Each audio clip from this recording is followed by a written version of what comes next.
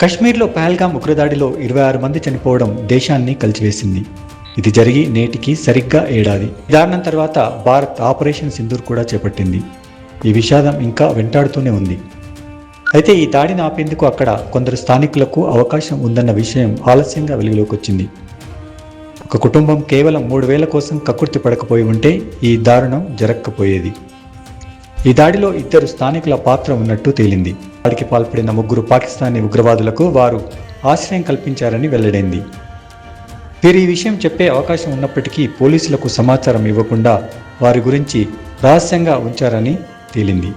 ఇందుకోసం వారు 3,000 రూపాయలు తీసుకున్నట్టు ఎన్ఐఏ విచారణలో వెల్లడైంది. గత ఏడాది ఏప్రిల్ 21 రాత్రి 10:30 గంటల సమయంలో స్థానికులు పర్వేజ్ అహ్మద్, బషీర్ అహ్మద్ వద్ద 3 ఉగ్రవాదులు ఆశ్రయం పొందారు. ఆ సమయంలో వారి వద్ద ఆయుధాలు కనిపించాయి. ఉర్దూ, పంజాబీ కలిసిన భాష మాట్లాడారు. లష్కరే తయబా అగ్ర కమాండర్, ప్రధాన నిందితుడు సాజిద్ జాట్ అలియాస్ అలీబాయ్ గురించి వీరు మాట్లాడుకున్నారు. ప్రాంతంలో దాడి జరగడం ఖాయమని వారి మాటల్ని బట్టి అర్థమైనప్పటికీ వీరు పోలీసులను అప్రమత్తం చేయకుండా మౌనంగా ఉండిపోయారు.